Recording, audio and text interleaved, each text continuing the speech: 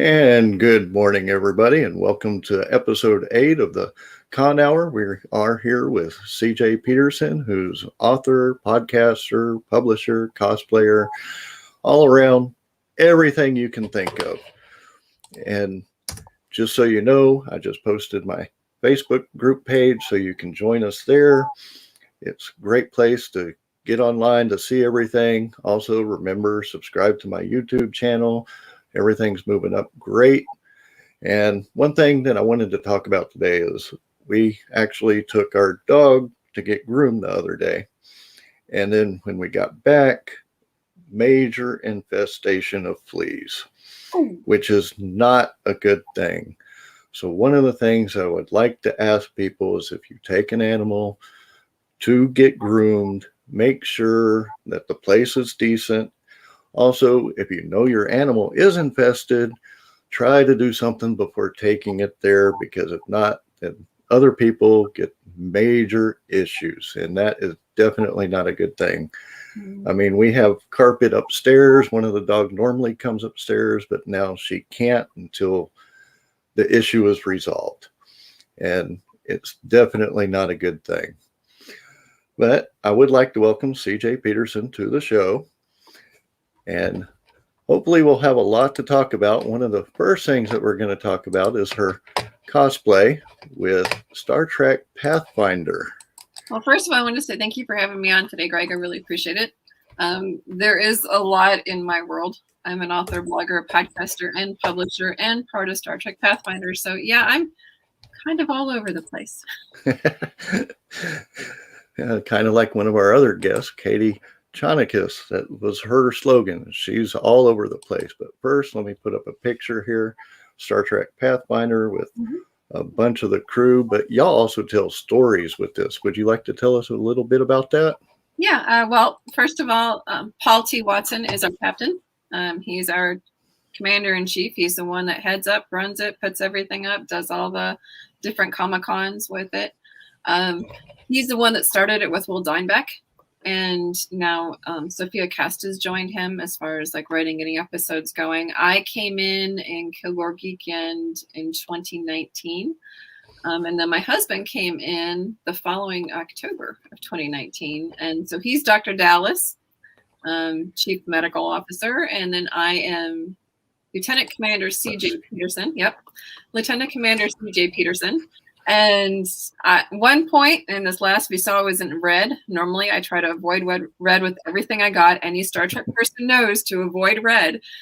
I'm one of the few that I can actually say I went in red for this one last episode, and now I'm back to yellow, and I survived. So I'm a survivor.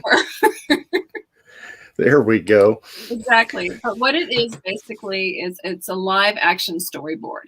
So, you know how most episodes, they'll have like a storyboard explaining what direction they want to go in, a lot of the wording, that sort of thing, but they're usually drawn out pictures. This is actually live action. We have a green screen behind us, and then Paul goes in and fills out everything else behind it.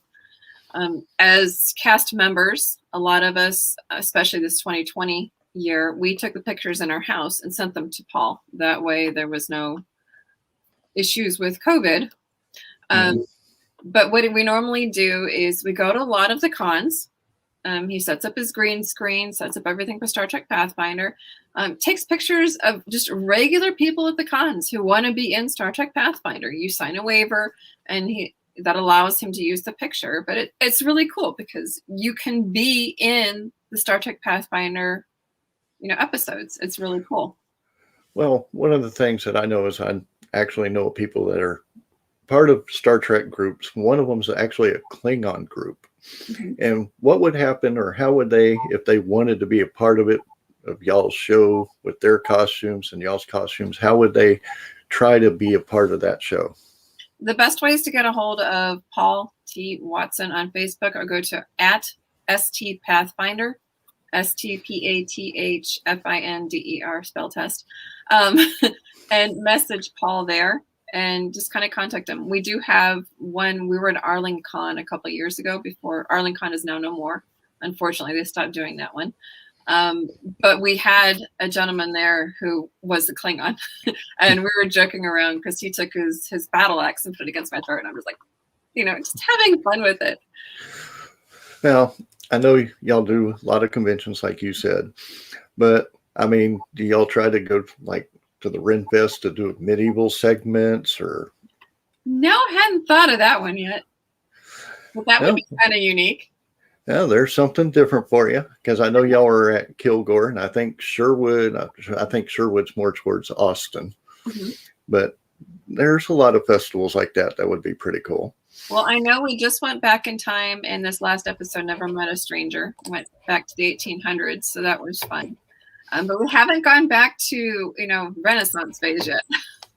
Well, see, there's something new for you. A suggestion. I mean, those people would love to be a part of something like that.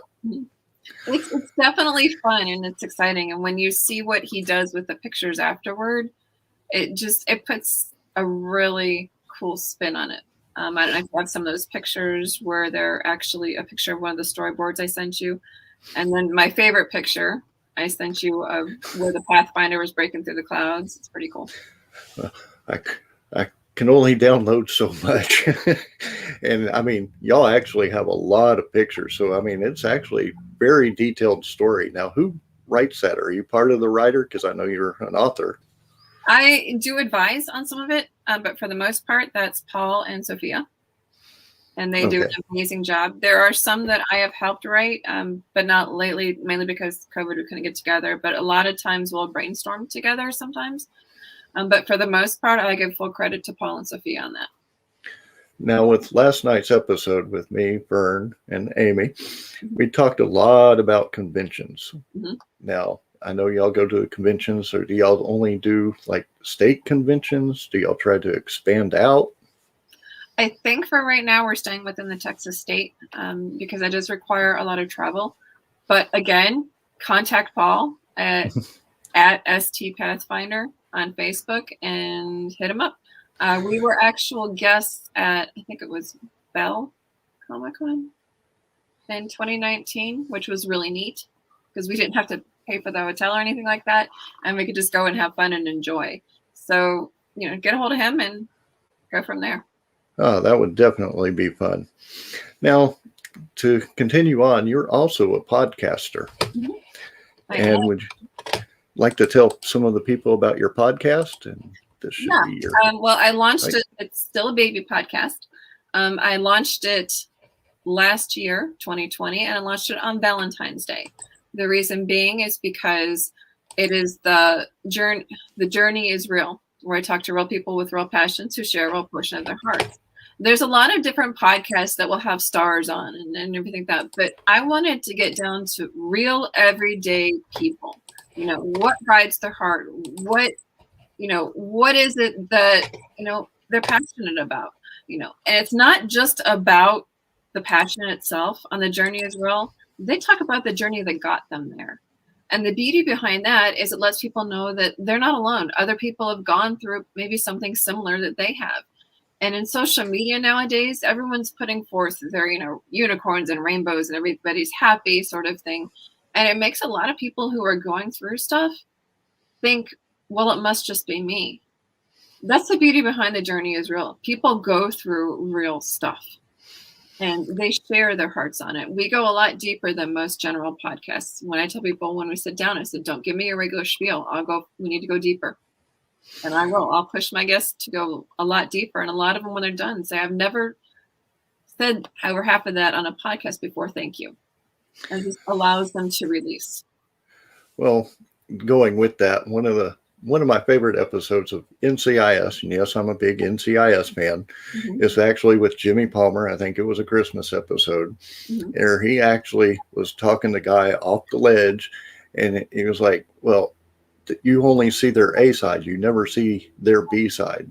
So yes, social media is all the good things that people want to post. They never should talk about their bad things. Exactly. And just like NCIS, when we get to my author side of it, no character is safe in my author stuff either. I know that feeling quite well because you never know. It's like, I don't really like this character. I like this character, but they got to end. My husband says, don't get too attached to any of my characters. Yeah, there you go. Mm-hmm. Now, with the podcast, I mean, you really dig in deep with these people. I mean, so do these people really have to have issues to get on your show, or how? Nope, you just have to have a passion that you're willing to share about. As far as authors, I do have a vast network of author friends. So I tell people, writing cannot be your passion. I make them give me another passion if they're an author.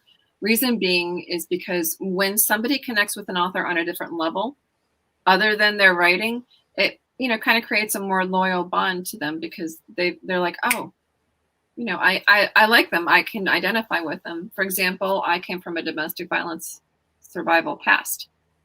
Some people know that, some people don't. Well, because of that, a lot of people who have been through or going through domestic violence situations, they've connected with me on that level. I can definitely see that. And it's like, I guess, last weekend when I was at DegaCom, we had Strictly Stalking Podcaster on. So, I mean, there's a lot of issues out there. It doesn't just have to be domestic violence or anything like that. So how would they get to be on your show? I know you're pretty booked right now, but how would they get to be on your show? I am, but that's okay. I'm always looking for guests. Sometimes I'll throw in some specials on Thursdays. Usually I post them every Tuesday. It's not necessarily about the issue that you're facing. It's what you've done about it. So, for example, I have a domestic violence survival past, which I've already mentioned.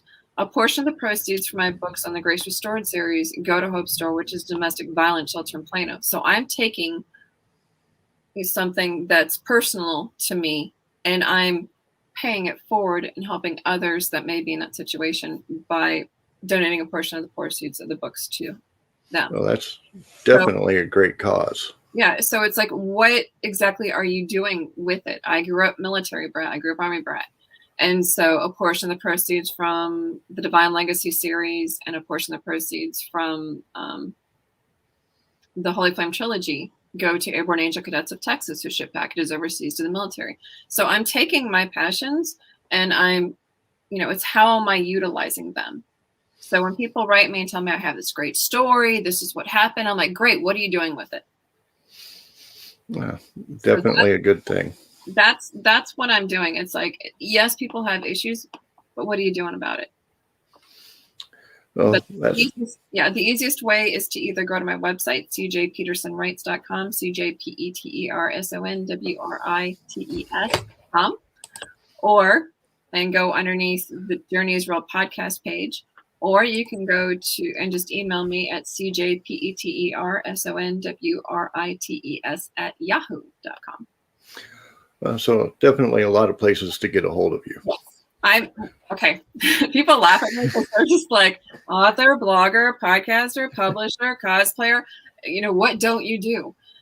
When I published my first book as an indie author in 2012, I did an indie author day in 2013.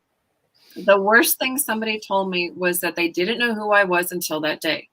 And then they bought all my books. So I'm like, yay. But what bothered me was the fact that they didn't know who I was. So I made it my mission from that day forward to make it extremely difficult not to find me somewhere online. Definitely a good way to authors to get to know how to, I guess, social media and everything else. Now, another thing, going with your author page that you're talking about, you also, with your sister, started a press company. Yes, Texas Sisters Press. Some people are like, Two Sisters Press. No, it's Sisters Press. My sister and I are the Texas Sisters of Texas Sisters Press. And yeah, well, we basically started it for a few reasons. Number one, we wanted to give authors a chance. A lot of times authors have this great book, but they don't know how to get it out, what to do. Where do we go? They're rejected left and right. We've all faced that. When I started writing and publishing my books, I basically knew I did not fit the traditional Christian fiction publishing company. That was just not me. I got too much of a sci-fi geek in me. and I'll own it. So I did the paranormal thing where the spiritual realm crosses into the physical. I knew that did not fit a lot of traditional Christian fiction publishing. Plus, I'm a realistic Christian. My characters trip, fall flat on their face, God picks them up, dusts them off, and moves them on, along their path. And so I knew that didn't fit it. And I knew it didn't fit their pattern. And I hate being crunched into a pattern. So what I basically did was I found another company, www.blogger.com, which I love Angela Hoy. She was great. Her husband, Rick, they were awesome to me with my books. And then I got my sister moving forward. And she published her first book in 2015. And she's one of those people who tries to figure the back end out. For me, it was like, I don't want the stress of the back end. She figured it out. And so between my marketing branding skills and her, back end figuring stuff out skills, we were able to publish our own books. We were able to transfer them all over to Texas Sisters Press. And then we decided to start opening it up to other authors. We have a fine line that we teeter, though. Our mother passed away at the end of January, but our line was as long as our 88-year-old mother could read them, then we're good. In other words, we need it somewhat clean. I'm the line for violence. Mine are kind of violent, no sex, but violent. And so in that, there's a little bit of romance, but no sex. Mine's the line for that. And so we like to put out quality reads for the whole family to enjoy. That's kind of how we word it. The other reason we started it was because we have seen some indie authors with cringe-worthy books out, whether not fully edited or the cover looks like it was made on Word with pieces parts, and they look bad. And that makes the whole author community look really, really bad. And it really shines terrible on the indie authors. You can have a great book, but if it is not edited properly, they won't get past the first chapter, and that puts a bad name on all indie authors. I don't care what people say. They do judge books by the covers. So to say the cover doesn't matter is, again, a false. Make sure that you're putting good quality work out there, something that you're proud of. Yeah, and that goes with going to Amazon. I know Amazon will provide covers, but definitely check the covers. Make sure it matches the book. Make sure it's a decent cover, because sometimes they don't have the best covers in the world. And the other thing is if you do get an Amazon cover, you can't take it to another site. So look up artists. I mean, Fiverr has some great ones. Some are going to be high price. Some will be decent priced. I mean, you just got to look. What we do is when we take an author, it has to come to us fully edited. If it's not fully edited, we do have a list of editors that we do recommend, though we do not get any kickbacks from them. We just recommend them. And you can go from there and make your choices on, where you want to go. We also tell them different places that they can go. Fiverr. For children's illustrators, they can do Fiverr, 99 Design. There's lots of different places that people can go. But when it comes to us fully edited, for children's authors, the illustrations are all together and the books are all together. And then you come to us and we help put it together. And so people are like, well, that's kind of lame. So you charge to basically put it together and put it up. Here's where we're different. When an author comes to us, first thing we do is set up a Zoom interview with each and every single author, because each author is an individual author with different needs. We want to know if we can help you, how we can help you. If we can't, who we can send you to. So we try as authors ourselves to make sure that each author is taken care of that comes to us, whether they come through us or not. If you sign with us, you get 10 hours Zoom meetings with us, where 15 minutes is a cover reveal live on Facebook. We do an hour, half an hour to 45 minutes, an hour depending on, for a book launch. All of those are YouTube linked, so it allows people to watch on YouTube afterwards, and you can put on your website. The other thing I do is I sit down with them and I do a marketing branding course, and we go through and make sure that they are, set up, they know what they're doing with social media, kind of make it easy on them. So when they go to launch, they not only already have their social media set up, they already have somewhat of a group behind them. So when they go to launch, they've got somewhere to put it. Kind of give them tips and tricks on ads. It's not always about buy my book. Most people, it's not about buy my book. It's let me get to know the author. And that's kind of what we teach them, what we go through. our authors are family to us, and we look after you as much as we would a brother or a sister that were in our family who were jumping into the author world. Now, with me doing the signings, I've gone to Second and Charles, I've done many conventions, and they want to know the author. Mm-hmm. I mean, the first question that normally people ask me is, what got you into writing? Mm-hmm. And you can go through a whole story, and it could be related to them. They're going to get your book, not just but because of who you are. You're actually selling yourself as a writer. Yes. You're not really selling the book, especially at conventions. You're selling yourself. Mm-hmm. Now, the other thing is y'all had a Christmas anthology last year. Are y'all going to have another anthology this year related? And when is that going to happen? Yeah, actually, I just put the call out last week. I sent it out through social media. It's on our website, texassisterspress.com. Call out is there as well. And what it is basically, here are your requirements. You don't have to be a published author. As a matter of fact, in our last year, there was one who was not a published author, but she now is a published author. So now she's given a chance into the author world. The requirements are 3,500 to 7,500 words. Holiday themed, family friendly. Make sure to enunciate that very clearly. Family friendly, holiday themed, 3,500 to 7,500 words, fully edited when it comes to me. And you can send it to me at cjpetersonwrites@yahoo.com. Like I said, you don't have to be a published author to be one. It just has to be a really good holiday themed Christmas story. Now, we put that out last year. Not quite sure what we were going to be getting into. And we had everything from really sweet, heartfelt stories, puppies and kitties. And there was a COVID Christmas. There was a kaiju. For those who don't know what that is, that's Godzilla. For Christmas, there was even one Santa versus Satan. And so the mix is very unique. There's actually one where an elf kind of lost her mind and kind of ballistic and creepy on somebody. So there's all sorts of mixtures that you can get when you do something like that. And that's the beauty of an anthology. Definitely. And so when's the deadline for that? The deadline they give to me is by August 15th of this year. Now, here's the kicker. We do not charge for you to enter. We do not pay for your story if we get it. The only thing we ask is that we retain the rights until July of 2022.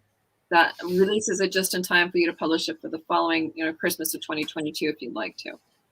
But we also do is a live book launch. That usually takes an hour because there's usually between 10 to 12 different authors that are on it.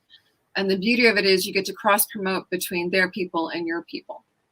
And so that's the beauty of an anthology. And it's fun. We sang Christmas carols. They hated it, but they did it. We had so much fun. Gave away so many gifts and prizes and one massive gift as well. And so you can just, whether you're an author joining it or not, just be on the lookout for it around November, December. Well, I know one thing. Y'all don't want me on there singing. My mic would probably break or melt. Or Oh, you know what? We do, because that just makes it more fun. Just make a joyful noise. Everybody would be crying if I went in there and started singing. Oh, no. I mean, I would love to have a horror Christmas one or holiday one. I would love to have like a fantasy Christmas one if somebody wrote it. Hint, hint, Greg.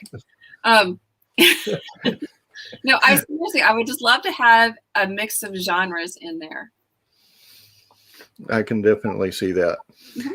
Now, one of the things that you announced this year, which we're going to go into your writing, is you actually won an award for one of your books. Actually, 2 of them. 2 of them. Well, yes. Let's hear about them. Okay. Well, let me start at the front end of things. I'm actually a 7-time award winner. My first award was in 2016 with Seasons of Change. Sorry, I had to look at the books.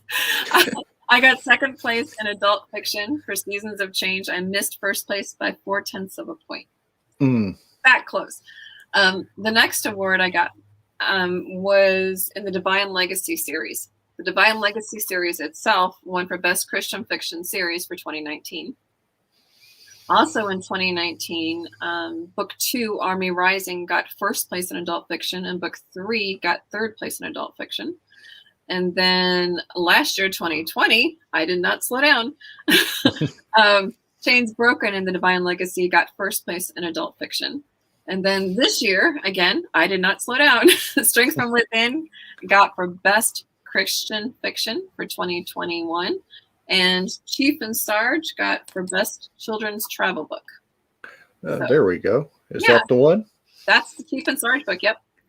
Chief and Sarge was pure accident. I'm not normally a children's author. I will own that. Well, let's talk a little bit about Chief and Sarge a little bit, because explain how that all got started. Well, I collect monkeys. People find that out. They're like, are you serious? I have monkeys on the banisters outside of my office, which I nicknamed the treehouse. And there's vines and monkeys all over it. And I can tell you where every single monkey came from. I love monkeys. They're naughty. They're cute. They get in lots of trouble. Well, we went to California, and my husband, I call him Super Hubby, is a retired Navy senior chief. He was a doc. He was a corpsman. And so when we went to California, of course, we had to go on the base. And when we were at the base, I saw this adorable little monkey with this little USMC kerchief on. Well, 20 of Trevor's 24 and a half years was with the Marines, because the Marines don't have docs. And so he's like, hey, we can work with that. We'll call him Sarge after the Marine side of him. I'm like, that's cool. So we were joking around, and I just did pictures of him, doing naughty little things like a monkey would do, getting into all sorts of trouble. People fell in love with Sarge. They just loved him to death. I mean, he was a junk food junkie. He would crawl into all sorts of places that got him in trouble. And we even went to the Grand Canyon on the way home, and he really got in lots of trouble there. But, just had fun with him, and people just absolutely loved him. And so we took him on a couple more adventures. We took him to the USS Kidd in Louisiana. We took him to the Louisiana Historical Museum. I think it's like a walkthrough. And of course, you're in a history museum with tons of antiques, and yeah, he got in trouble. And he got himself into like little holes in the USS Kidd that are kind of blocked off. He snuck in there, and I got pictures of it. And it just, allowed kids' imagination, because, what would a little kid do if they could do anything on these things? And so they had so much fun. And so I'm like, I think Sarge needs a brother. And I was thinking little brother, but we found him a big brother, and that is Chief. He's a koala, because Trevor's retired Navy senior chief, and that's where the chief came from. And just like, Sarge's counterpoint is naughty, getting into stuff, Chief's is more mellow, laid back, kind of keeps little brother kind of out of trouble a lot of times, or sometimes little brother drags him into trouble, as most siblings happen. And so we've taken him to like to NAS Jacksonville, NAS Pensacola, the Air Museum in Pensacola. We've taken them on a cruise, which is where this book comes from. Now, during the book, there's pictures sometimes of people that have had their pictures taken with Chief and Sarge. And so, for example, this page. These are real people's pictures that have been cartooned over. Oh, cool. So when we were in town, they literally had their pictures taken with a police officer, a store clerk, all sorts of fun stuff, the passport guy. And then when the ship crew, there were some that we were able to see, the porters, the different people, but there's one in particular, and she's the shopper for the ship and Carnival. Mm-hmm. We met her in the one store, and she put a $50,000 necklace on Chief. Oh, wow. And so, people loved him. I literally carrying him in my backpack, and we just go on adventures. So they're hanging out my backpack. The people on the ship were having a ball. Trevor took him down the water slide, and there's a video on some of their stuff. There's a video of him actually taking them down the water slide, and it looks like they're the ones going down. We just have so much fun with them. And so when we decided to make the books, we decided to, basically cartoon our adventures. So they're real pictures cartooned over. The other thing we do is we get the pictures taken with lots of people. We went to JJ's arm drop in last August, and he has his picture. Their pictures were taken with the whole crew of, all the racers. And so the next book coming out, I have to be very careful how I do this, is going to be a day at the races.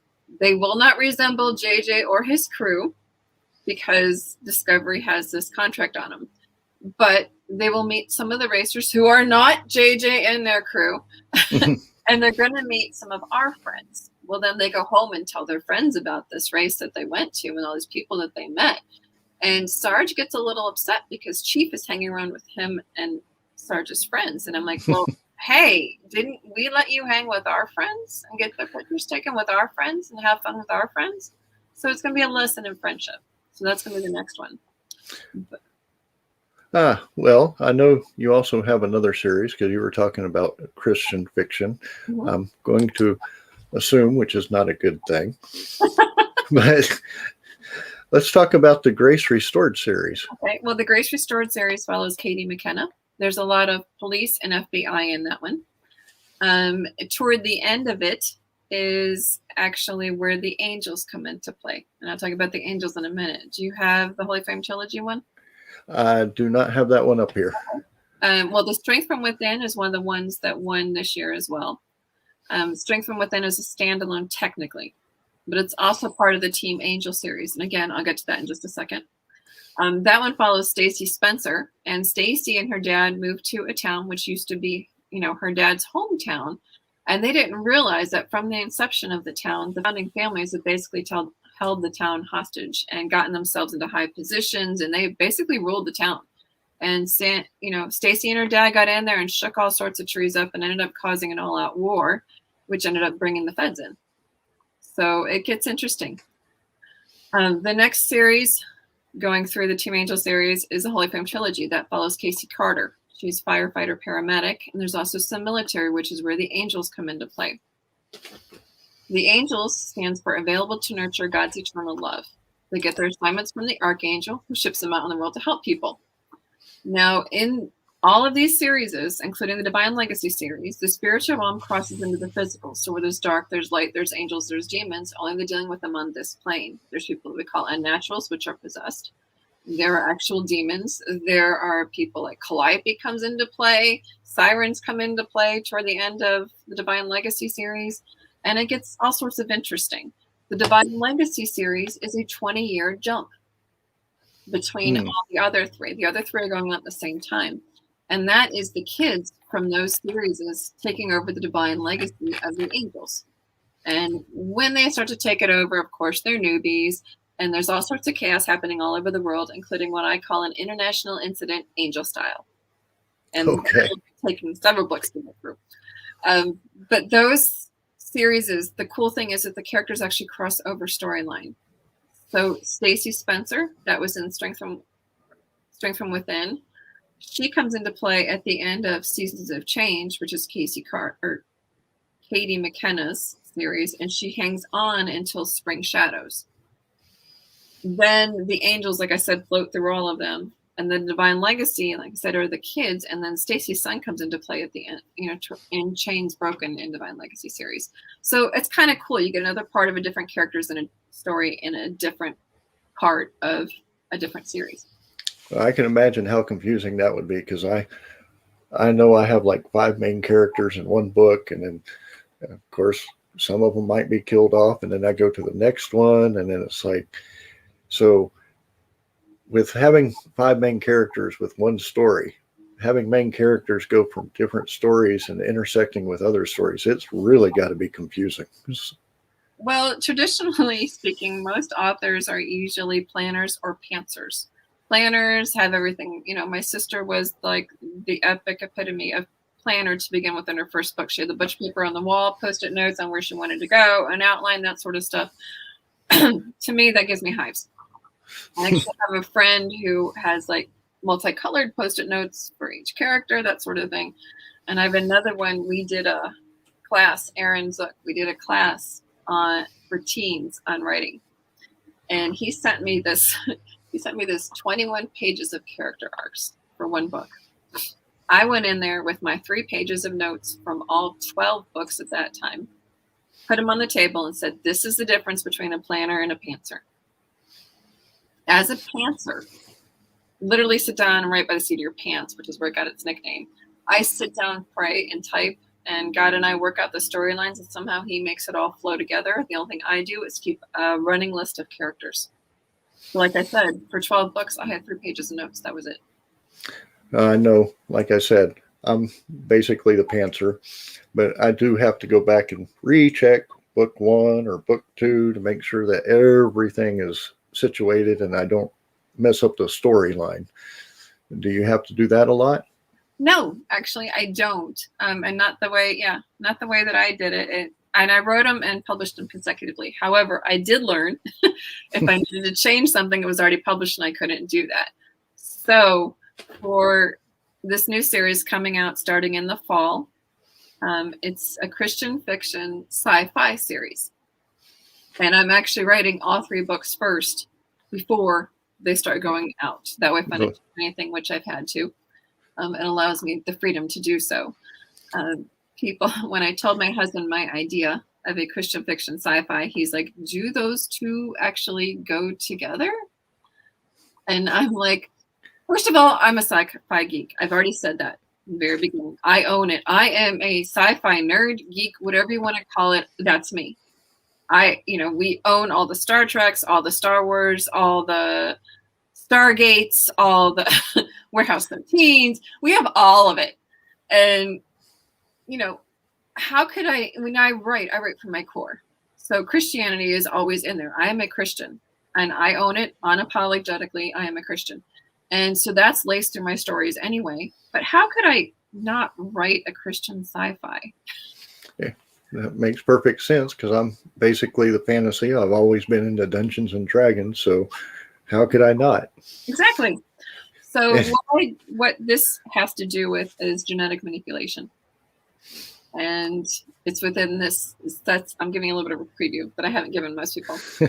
It's in these children. And this Professor Roth is the one who's been trying to manipulate this gene in these kids this whole time. And he's finally got it in one first section. Well, there's 4 kids. He seeded all of the eggs for this fertility. He kind of went under the guise of a fertility clinic.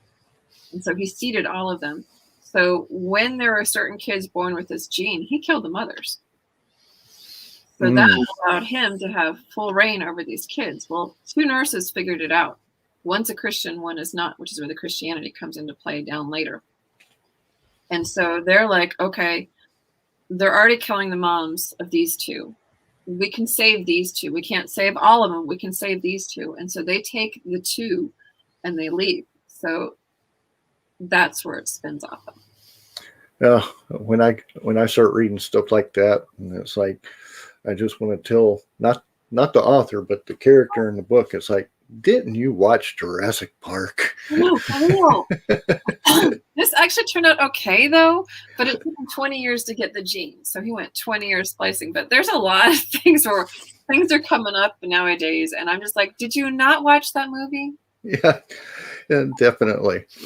Now, if people wanted to get your book, like say a signed copy of your book, can they order it online or do they need to go to a convention? And if so, what conventions do you plan on going to this year so maybe they can get a head start at trying to catch you there? Well, here's the beauty. Because of COVID last year, I wasn't able to go to any of the cons. And so I had to come up with a new theory on how to get my books out to people who like the signed books. Some people are book people. Some people are ebook people. The ebook people was easy because they could easily just go and download it. But the book people were kind of cringing, going, where are my books? Where's my option? So I started a Square store.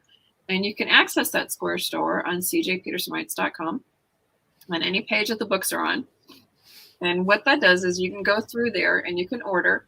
I charge, I think, $10 for the book, $5 for shipping and handling. And at the end, you put who you want it signed off to. And then I ship it directly to you.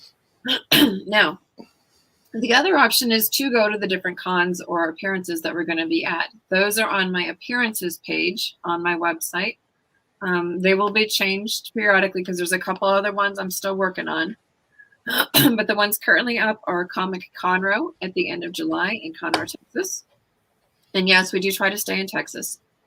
The next one is in Denton, Texas at the end of August for North Texas Book Festival.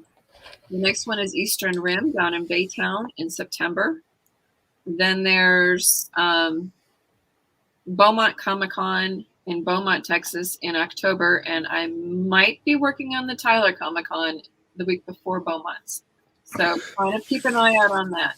After that, we're done for the season. But here's the beauty. If you find me at one of those cons, I do special book show pricing, so it's even less than what's on the site. So. Well, I know I'll be at Beaumont. Of course, I think everybody knows I'll be at Comic Conroe. I am so excited for Comic Conroe. And I know I'll be at Eastern Rim. And I know I'll be at NerdCon. I know those are the ones that I will definitely be at this year. Now, I'm waiting for CypherCon, which is in Lake Charles. So yes, I will be going out of state. And they have like I discussed last night, they have an esports event coming October 30th and 31st. I'm waiting for a little bit more details and kind of waiting to get a little bit closer to that one before I really decide. Now, the other one that I found, which is kind of close to you, because I know we're around about your area, is actually Hot Springs, Arkansas. Really? And it's actually called Spa Con. And I won't be going this year, but I'm definitely highly thinking about that one for next year. When is it? I believe it's in September. I'm trying not to double us because we didn't have any last year. But, yeah, that one, I mean, it's Hot Springs National Park. So, yes, I mean, that one would be fully enjoyable to go to. I mean, if anything, consider it for next year, but not this year. And like I said, that will be a next year thing. Now, is that an indoor one or an outdoor one? I'm pretty sure it's indoor with the guests that they have. Okay, because I don't do outdoor. I'm not a good outdoor. I'm a Texan, but humidity is really bad for books, and it's really bad for my hair. I am like naturally curly hair, so if we're outside and it's humid, it looks like a poodle. So I try to avoid outdoors at all costs. Well, my thing is I have chemo, so I cannot be outside. That's part of the restrictions of the chemo is do not get in direct sunlight. Well, sure.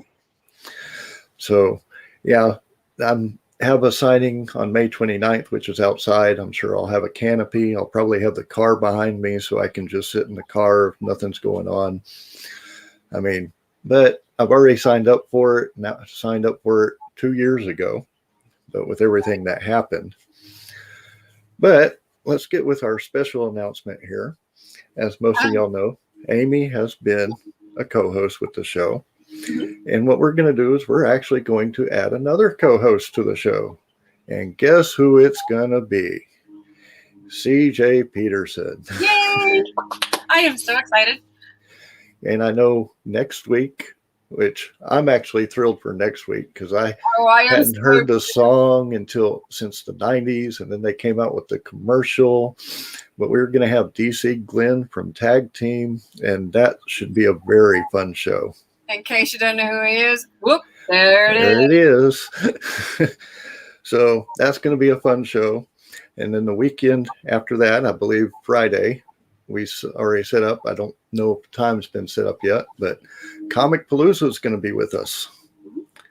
So we'll be talking with them.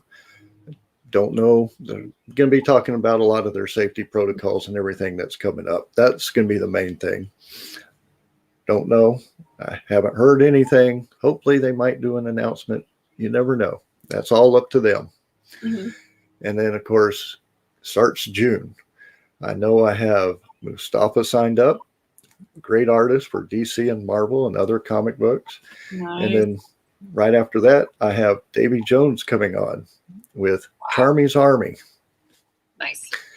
And then I'm setting up some other stuff. I'm talking with a game show host that's Emmy winning, so hopefully he'll sign up for it.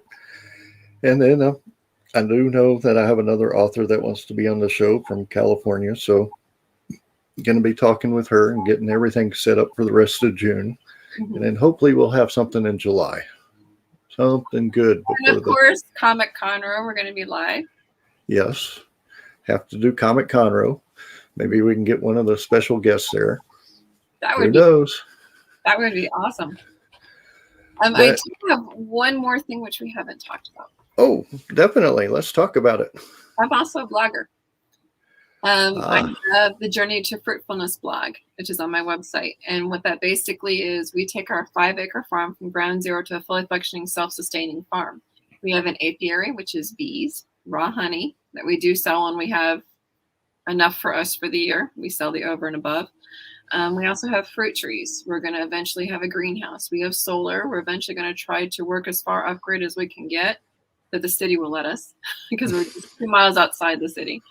But I share our joys and our successes as well as our mistakes and our failures. And I take life lessons and do a spiritual application on it. And it's called the Journey to Fruitfulness blog. And again, it's on my website under the blog page. Well, definitely, people. I have a bunch of posts up there or websites up there. It's more going to the Journey is Real podcast, but you can actually go back to her homepage from that site. So definitely check out her website. I have her Facebook page on there.